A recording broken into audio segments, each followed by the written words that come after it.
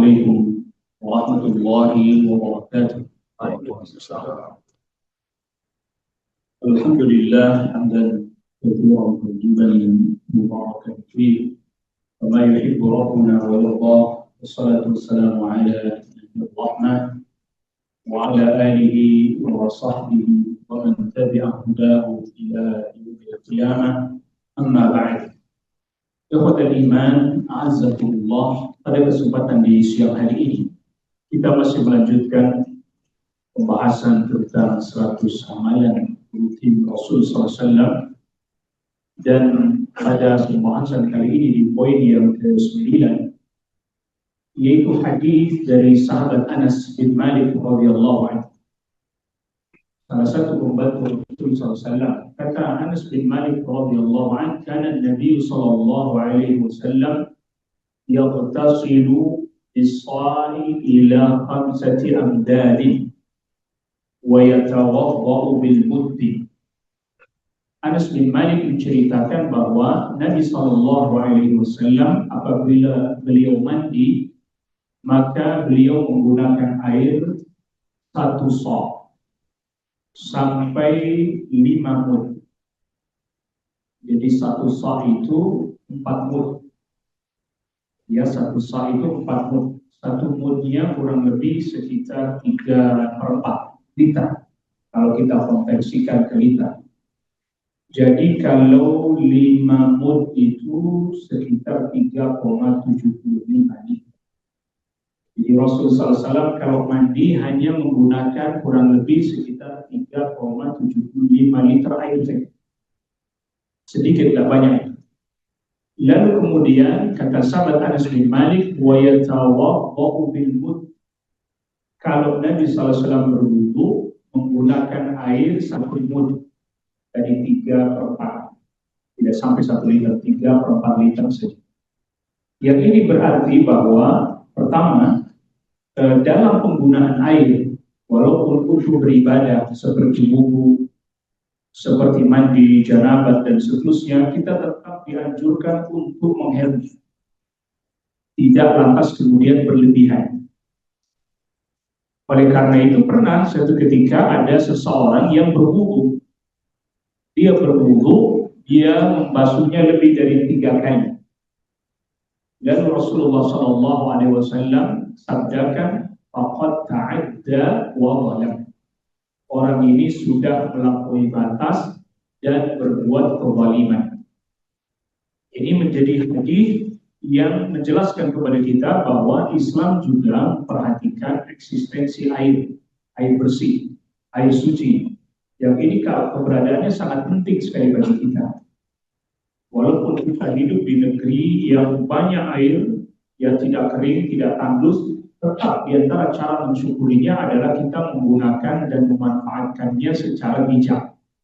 Tidak berlebihan, tidak melampaui batas. Ada sebagian problema, termasuk Syekh Salim bin Aid al-Hilali di dalam Bahjatul Nawawi, Syarah Riyadhus Shalihin, mengambil faedah dari satu hadis, yaitu di mana tatkala para sahabat radhiyallahu anhum ajma'in berwudu, yang pada saat itu air sedikit, lalu Rasulullah SAW memasukkan tangan beliau ke bejana. Setelah itu dikeluarkan tangan beliau SAW dari bejana, maka memancarlah air dari sela-sela jari jemari beliau SAW.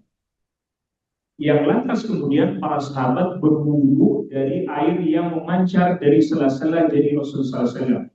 Ini adalah merupakan mukjizat, salah satu dari mukjizat ayat min ayatillah. Syekh Salim bin Aid al-Hilali mengatakan berarti boleh menggunakan air banyak berdasarkan hadis itu. Nah, di sini ada 2 hadis yang seolah-olah ada kontradiksi. Tetapi kita perlu ingat, salah satu metode yang ditempuh oleh para ulama bukan membetulkan, tetapi al-jam', mengumpulkan. Apa yang dikatakan oleh Anas bin Malik radhiyallahu anhu dengan redaksi karena Rasulullah SAW, itu berarti keadaan yang paling sering Rasulullah SAW lakukan. Jadi Rasulullah SAW seringkali atau terus-menerus, hampir terus-menerus, kalau mandi ya hanya paling 1 saat 5 mud, kalau berwudu ya hanya 1 mud saja. Adapun kasus yang tadi disebutkan di dalam hadis bahwa ada air memancar dari sela-sela jadi Rasulullah SAW, ini kan bukan kejadian yang terus-menerus. Disebut dengan waqa'ul a'yan, di kejadian yang terjadi pada kondisi tertentu, pada saat tertentu saja. Maka kalau kita lihat dua riwayat ini, maka yang lebih kuat adalah, dalam artian lebih kuat makna untuk menunjukkan makna bahwa hendaklah seseorang berwudu atau bahkan mandi berusaha tidak sampai berlebihan dalam menggunakan air. Itu yang lebih kuat adalah apa yang dikatakan oleh sahabat Anas bin Malik radhiyallahu. Karena kejadian yang terjadi saat memancar air dari sela-sela jadi Rasulullah SAW itu tidak tiap hari, tidak tiap saat. Sedangkan mandinya Rasulullah SAW dengan yang air hanya 1 sa' atau 5 mud, lalu berwudu dengan hanya 1 mud aja, ini yang terus menerus Rasulullah SAW lakukan, sebagaimana tadi diinformasikan oleh sahabat Anas bin Malik radhiyallahu. Yang ke-10, poin ke-10, yaitu hadis tentang wudunya Rasulullah SAW yang diriwayatkan oleh sahabat Utsman bin Affan radhiyallahu.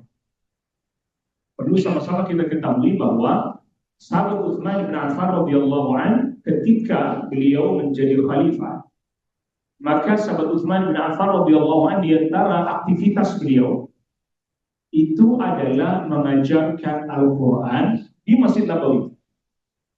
Jadi khalifah ngajarin Al-Quran di Masjid Nabawi.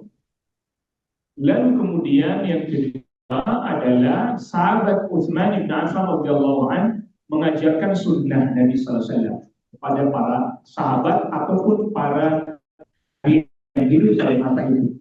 Itu sebagai khalifah yang dari khulafa ar-rasyidin. Satu ketika sahabat Utsman bin Affan radhiyallahu anhu meminta pada Humran ini mantan budaknya Maulah untuk mengambil air di bejana. Lalu kemudian waktu itu sebelum sholat asar, beliau radhiyallahu anhu mau sholat asar di depan Masjid Nabawi, dipanggillah Humran, mantan budaknya yang sekarang sudah jadi pembantunya, sudah tidak lagi jadi budak, sudah merdeka, tapi tetap mau menjadi orang yang selalu membantu sahabat Utsman bin Affan radhiyallahu anhu. Diambilkan bejana. Setelah diambilkan bejana, diletakkan di depan sahabat Utsman bin Affan radhiyallahu anhu di hadapan orang banyak. Orang kumpul semua yang lihat. Kata sahabat Utsman bin Affan radhiyallahu anhu, aku akan perlihatkan kepada kalian bagaimana cara wudhunya Rasulullah SAW di hadapan orang banyak. Air yang di bejana itu diminta untuk wangi. Beliau radhiyallahu cuci kedua telapak tangannya 3 kali. Di dalam riwayat Imam Ahmad nanti ada lafaz dengan redaksi membaca Bismillah. Cuma kemudian lafaz ini diperselisihkan apakah ini kuat atau tidak dan seterusnya. Sehingga kalaulah orang itu buka Bismillah tidak ada masalah. Adapun hadis Nabi SAW, la wudu'a liman lam yadhkur ismallah alaih, tidak ada wudu bagi orang yang tidak baca Bismillah. Maka hadis ini diperselisihkan kesahihannya sehingga tidak bisa kita kemudian mengatakan dia wajib. Tapi dianjurkan, ya silakan membaca, silakan, tidak. Habis itu setelah dicuci kedua telapak tangannya, diletakkan bejana. Bejananya diletakkan, tangannya masuk ke dalam bejana, wadah yang berisi air masuk. Lalu kemudian beliau radhiyallahu anhu umur sekali sirup, umur langsung dicuci. Jadi 1 kali sirup umur dan sekaligus istinsak sekaligus, tidak ambil air lagi. Dan kita sudah pernah jelaskan bahwa kalaulah dia umur istinsak, umur ambil air, istinsak ambil air, tidak ada masalah.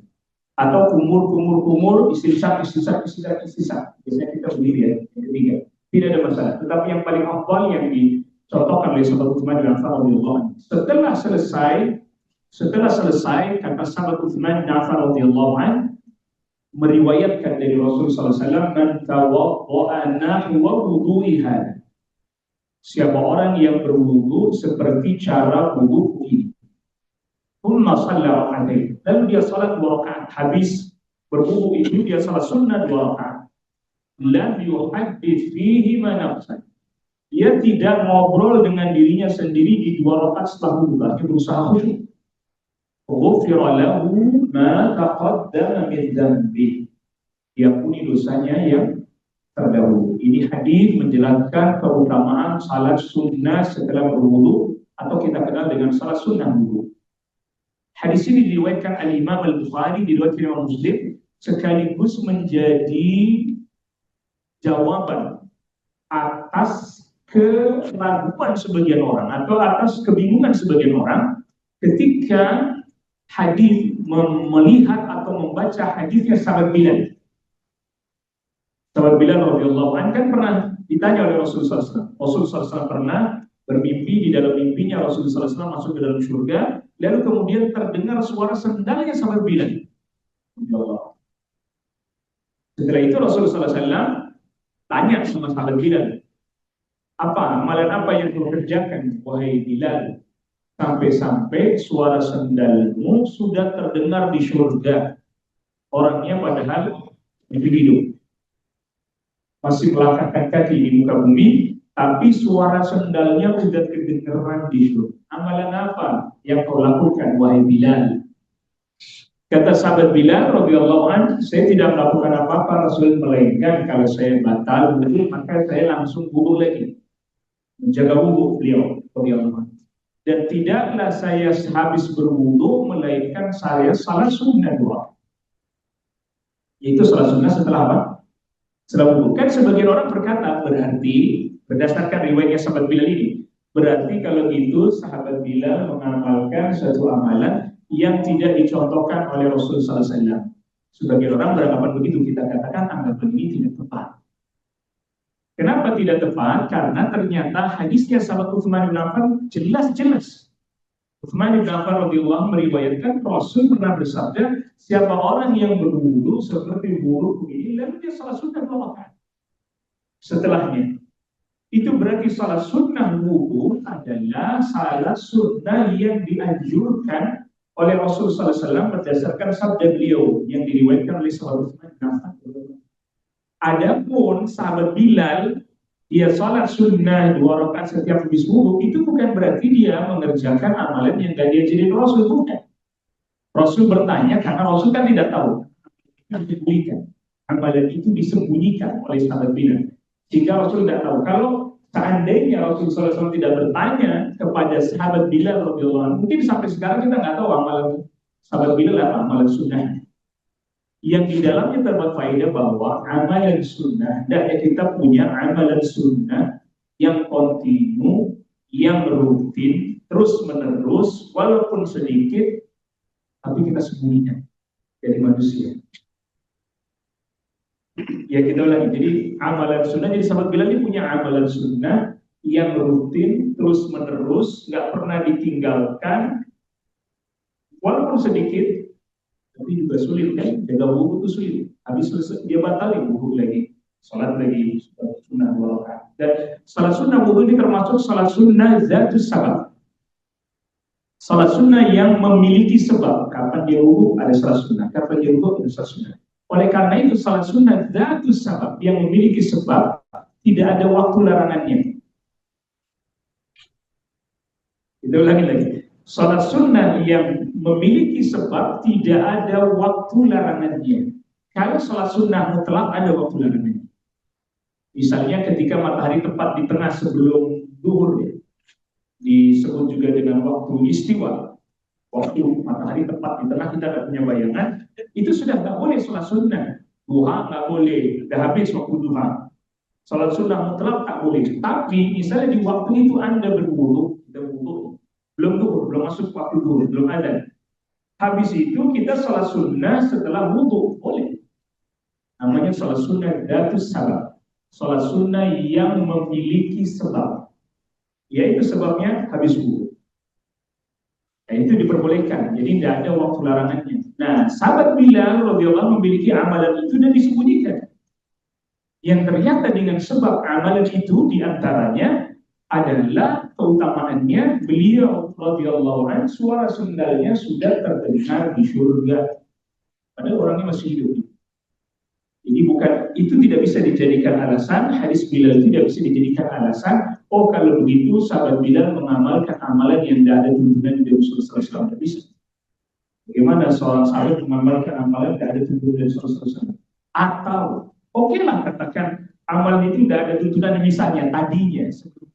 Tapi ketika Rasulullah SAW mengetahui hal tersebut, kan Rasul masih hidup, lalu Rasul membiarkannya, itu berarti namanya sunnah takririyah. Di dalam istilah para ulama ahli hadis itu namanya sunnah takririyah. Kalau misalnya nggak ada hadisnya sahabat Utsman bin Affan tadi misalnya, sahabat Bilal mengerjakan itu, anggaplah Rasul belum pernah menyabdakannya, belum pernah memerintahkannya. Tapi ketika sahabat Bilal kasih tahu itu kepada Rasulullah SAW dan Rasulullah SAW masih hidup, lalu Rasul mengikrarnya. Kalau Rasul masih hidup, Rasul membenarkannya, Rasul mendiamkannya, maka itu menjadi sunnah karena sebab ketetapan dari Rasul SAW. Karena ada iqrar, ada pembenaran atau didiamkan oleh Rasulullah SAW. Dan tidak mungkin Rasulullah SAW membiarkan sesuatu yang maksiat. Tidak mungkin. Tidak mungkin Rasulullah SAW membiarkan sesuatu yang dilakukan oleh para sahabat yang tidak ada tuntunan syariatnya. Jadi ingat, agama ini agama wahyu. Bukan agama sesuka kita kan, sekadar hati kita, bukan. Jadi kalau misalnya tidak ada hadisnya sahabat Utsman bin Affan radhiyallahu sekalipun, tapi pada saat itu Rasul ada lalu membenarkan sahabat Bilal melakukan hal itu, maka amalan itu menjadi amalan sunnah. Karena ketetapan dari Rasulullah SAW dibiarkan oleh Rasulullah SAW, tidak dilarang, yang berarti itu boleh, bahkan disunnahkan, dianjurkan. Tetapi setelah Rasulullah SAW wafat, siapa yang punya kewenangan itu? Itu kan pertanyaan selanjutnya. Setelah Rasulullah SAW wafat, siapa yang punya kewenangan menetapkan itu boleh, itu disyariatkan, itu dianjurkan, itu diperintahkan? Maka tidak ada sudah. Setelah Rasulullah SAW wafat, tidak ada yang punya kewenangan itu dari kalangan manapun. Bahkan para sahabat, khulafaur rasyidin tidak punya kewenangan itu. Itu kewenangan hanya diberikan kepada seorang nabi dan seorang rasul yang diberi wahyu oleh Allah Rabbul Alamin, sedangkan tidak ada lagi nabi, tidak ada lagi rasul setelah nabi kita Muhammad sallallahu alaihi wasallam. Allah yang bisa kita sampaikan pada pertemuan kali ini. Wassalamualaikum warahmatullahi wabarakatuh. سلم تسليما كثيرا. سبحانك اللهم وبحمدك أشهد أن لا إله إلا أنت أستغفرك وأتوب إليك. والسلام عليكم ورحمة الله وبركاته. عليكم السلام ورحمة الله.